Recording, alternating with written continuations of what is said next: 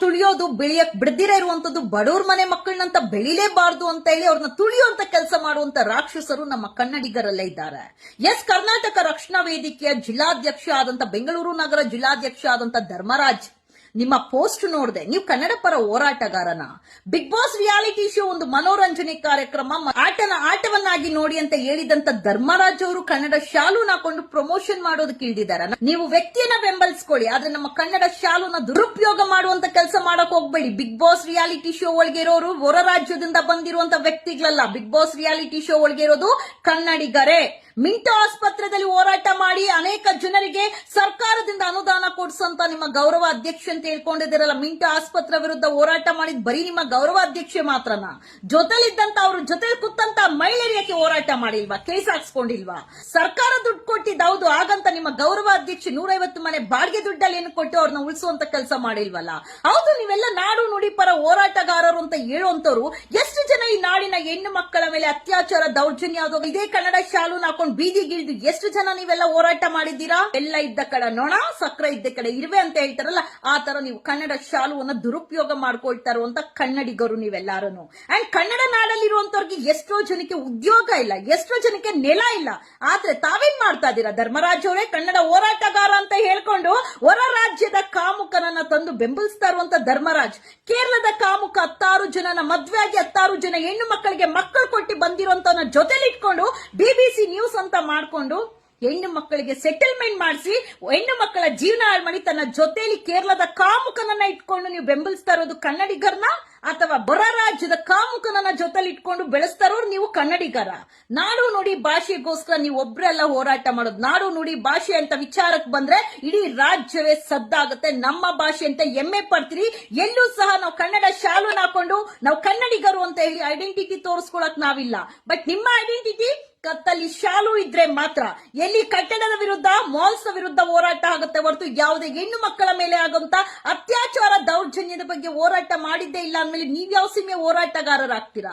And ಜೊತೆಲಿ ನಿನ್ನೆ ಒಂದು ಪೋಸ್ಟ್ ಹಾಕಿದೀರಾ, ಗುಳ್ಳೆ ನರಿ ಬುದ್ಧಿ ಅಂತ ಹೇಳಿ. ಆ ಬುದ್ಧಿ ಯಾವ ವ್ಯಕ್ತಿಗಿರುತ್ತೋ, ಆ ಬುದ್ಧಿ ಯಾವ ವ್ಯಕ್ತಿಗಿರುತ್ತೋ ಆ ವ್ಯಕ್ತಿಗೆ ಮಾತ್ರ ಗೊತ್ತಾಗುತ್ತೆ ಗುಳ್ಳೆ ನರಿ ಬುದ್ಧಿ ಏನಂತ. ಗುಳ್ಳೆ ನರಿ ಬಗ್ಗೆ ಗೊತ್ತಿದ್ಯಾ? ಗೊತ್ತಿರುವಂತ ವ್ಯಕ್ತಿ ಈ ರೀತಿ ಪೋಸ್ಟ್ಗಳು ಹಾಕೋದಿಲ್ಲ. ಇಲ್ಲಿ ಬಗ್ಗೆ ರಕ್ಷಿತರ ಬಗ್ಗೆ ತೇಜೋದೆ ಮಾನಹಾನಿ ಮಾಡುವಂತ ಕೆಲಸ ಮಾಡಿದ್ರಿ. ಯಾಕೆ? ಅವ್ರು ಕನ್ನಡಿಗರಲ್ವಾ? ಬಿಗ್ ಬಾಸ್ ರಿಯಾಲಿಟಿ ಶೋ ಅದು ಒಂದು ಮನೋರಂಜನೆ ಕಾರ್ಯಕ್ರಮ ಅಂತ ಹೇಳಿದಂತ ಧರ್ಮರಾಜ್ ಅವರೇ, ಅಲ್ಲಿರೋರು ಎಲ್ಲರೂ ಕನ್ನಡಿಗರು. ಯಾರೇ ಗೆಲ್ಲಲಿ ನಮ್ಮ ಕರ್ನಾಟಕಕ್ಕೆ ಒಂದು ಹೆಮ್ಮೆ ಅನ್ನುವಂತ ಮನಸ್ಸಿರ್ಬೇಕು ಹೊರತು ಸ್ವಾರ್ಥಿ ಆಗಿರಬಾರ್ದು. ಹೋರಾಟಗಾರ್ತಿ ನಿಮ್ಮ ಅಶ್ವಿನಿ ಗೌಡ ಒಬ್ರೇ ಅಲ್ಲ, ಎಷ್ಟೋ ಕೇಸಸ್ ಹಾಕೊಂಡು ಹೋರಾಟ ಮಾಡಿರುವಂತ ಅನೇಕ ಮಹಿಳೆಯರಿದ್ದಾರೆ ನಮ್ಮ ರಾಜ್ಯದಲ್ಲಿ. ಬಟ್ ನೀವು ಬಿಗ್ ಬಾಸ್ ರಿಯಾಲಿಟಿ ಶೋಗೆ ನಮ್ಮ ಕನ್ನಡ ಶಾಲೂನ ಇಟ್ಕೊಂಡು ಪ್ರಚಾರಕ್ಕೆ ಉಪಯೋಗಿಸ್ಕೊಳ್ತಾ ಇದೀರಲ್ಲ, ಕನ್ನಡ ಶಾಲೂನ. ನಾಚಿಕೆ ಆಗಲ್ವಾ ನಿಮಗೆ? ಕನ್ನಡ ಶಾಲೂನ ಇಟ್ಕೊಂಡು ಕಟ್ಟಡಗಳ ವಿರುದ್ಧ ಹೋಗ್ತೀರಾ, ಸೆಟಲ್ಮೆಂಟ್ ಮಾಡ್ಕೊಳ್ಳೋ ಕೆಲಸ ಮಾಡ್ತೀರಾ, ಮಾರ್ವಾಡಿಗಳ ಹತ್ರ ಹೋಗಿ ಸೆಟಲ್ಮೆಂಟ್ ಮಾಡ್ಕೊಳ್ಳೋ ಕೆಲಸ ಮಾಡ್ತೀರಾ. ಇವತ್ತು ಕನ್ನಡ ಶಾಲೂನ ಇಟ್ಕೊಂಡು ಬಿಗ್ ಬಾಸ್ಗೂ ಸಹ ನೀವೇ ಸೆಟಲ್ಮೆಂಟ್ ಮಾಡ್ಕೊಂಡು ನಿಮ್ಮ ಗೌರವ ಅಧ್ಯಕ್ಷನ ಉಳಿಸ್ಕೊಳ್ಳೋದಕ್ಕೆ ಕನ್ನಡ ಶಾಲೂನ ದುರುಪಯೋಗ ಮಾಡ್ತಾ ಇದೀರಲ್ವಾ? Shame on you people. Kannada 60%, 40% ಆಂಗ್ಲ ಇರಬೇಕು ಅಂತ ಹೋರಾಟ ಮಾಡೋರು ನಿಮ್ಮ ಸಂಘಟನೆಯ ಗೌರವ ಅಧ್ಯಕ್ಷೆ ಬಿಗ್ ಬಾಸ್ ಅಲ್ಲಿ 90% ಇಂಗ್ಲಿಷ್ ಯೂಸ್ ಮಾಡ್ತಾಳೆ. ನೀವು ಹಾಕಿರುವಂತ ಪೋಸ್ಟ್ ಹೇಳುತ್ತಾ ನೀವೆಂತೋ ಕನ್ನಡ ಪರ ಹೋರಾಟಗಾರರು. ಕನ್ನಡ ಪದಗಳನ್ನ ಯಾವ ರೀತಿ ಬಳಕೆ ಮಾಡ್ತೀರಾ, ಕನ್ನಡ ಪದಗಳನ್ನ ಯಾವ ರೀತಿ ಗೌರವಿಸ್ತೀರಾ ಅನ್ನೋಂಥದ್ದು ನಿಮ್ಮ ಯೋಗ್ಯತೆಗಳು ನಿಮ್ಮ ಪೋಸ್ಟ್ ಅಲ್ಲೇ ಗೊತ್ತಾಗುತ್ತೆ. ಹೊರ ರಾಜ್ಯದಿಂದ ಬಂದಿರುವಂತ ಕೇರಳ ಕಾಮುಕರನ್ನ ಜೊತೆಲಿ ಇಟ್ಕೊಂಡು ಬೆಂಬಲಿಸ್ತೀರಾ, ಬೆಳೆಸ್ತೀರಾ. ಬಿಗ್ ಬಾಸ್ ಶೋದಲ್ಲಿ ಇರುವಂತವ್ರು ಎಲ್ಲರೂ ಕನ್ನಡಿಗರಾಗಿದ್ರು ಒಬ್ಬರನ್ನ ಮಾತ್ರ ಬೆಳೆಸೋಕೆ ಮುಂದಾಗ್ತೀರಾ.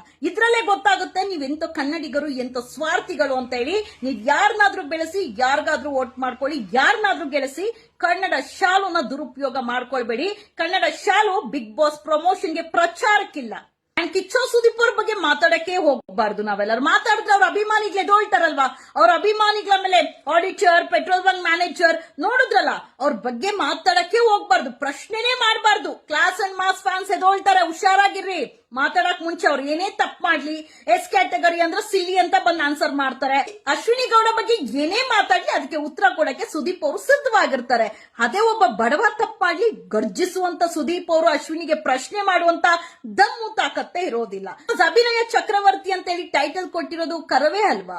ಸೊ ಬಿಟ್ಕೊಡಕ್ ಸಾಧ್ಯನಾ? ಈ ಸಲ ಕರವೇ ಗೌರವ ಅಧ್ಯಕ್ಷನ ಉಳಿಸ್ಕೊಳಕ್ಕೆ ಎಲ್ಲೆಲ್ಲಿ ರೋಲ್ ಕಾಲ್ ಮಾಡಿದ್ರು ಇವರೇ ಹಣ ಕೊಟ್ಟು ಇವರೇ ಕಮಿಟ್ ಆಗಿದ್ದಾರೆ ಅಂದ್ರೆ ತಿಳ್ಕೊಳ್ಳಿ.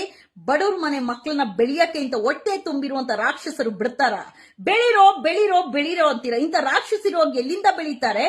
ಕನ್ನಡಿಗರಿಗೆ ಉದ್ಯೋಗ ಕೊಡ್ರೋ ಬೆಳೆಸ್ರೋ ಅಂತಾರೆ. ಕನ್ನಡಿಗರನ್ನ ತುಳಿಯೋದಕ್ಕೆ ಕನ್ನಡ ಹೋರಾಟಗಾರರು ಅಂತ ಹೇಳ್ಕೊಂಡಿರುವಂತ ಅನೇಕ ಇಂತ ಕನ್ನಡಿಗರದವ್ರಿದ್ರೆ ಎಲ್ಲಿ ಬೆಳೆಸ್ತೀರಾ ನೀವೆಲ್ಲಾರು? ರಿಯಾಲಿಟಿ ಶೋ ತರ ಧರ್ಮರಾಜ್ ಅವರೇ, ರಿಯಾಲಿಟಿ ಶೋ ತರ ನೋಡಿ. ಕನ್ನಡ ಶಾಲುನ ದುರುಪಯೋಗ ಮಾಡ್ಕೊಳಕ್ ಹೋಗ್ಬೇಡಿ. ಕನ್ನಡ ಶಾಲು ಬರೀ ನಿಮ್ಮ ರಕ್ಷಣಾ ವೇದಿಕೆಗೆ ನಿಮಗ್ ಮಾತ್ರ ಅಲ್ಲ, ಕನ್ನಡಾಂಬೆ, ಕನ್ನಡ ಶಾಲು, ಕನ್ನಡ ಪದ, ಕರ್ನಾಟಕ ಪ್ರತಿಯೊಬ್ಬ ಕನ್ನಡಿಗನ ಆಸ್ತಿ ಅನ್ನೋದು ಮರಿಬೇಡಿ. ನಿಮಗೊಬ್ಬರಿಗೆ ಸೀಮಿತವಾಗಿಲ್ಲ ಕನ್ನಡ ಕರ್ನಾಟಕ ಅನ್ನುವಂಥದ್ದು. ಹೋರಾಟ ಮಾಡಿ, ಒಳ್ಳೆ ವಿಚಾರದ ಬಗ್ಗೆ ಹೋರಾಟ ಮಾಡಿ, ಪ್ರಚಾರಕ್ಕೆ ತಕ್ಕಂತೆ ವಿಚಾರಗಳನ್ನ ತಗೊಂಡು ನಿಮ್ಮ ಗರ್ಜನೆ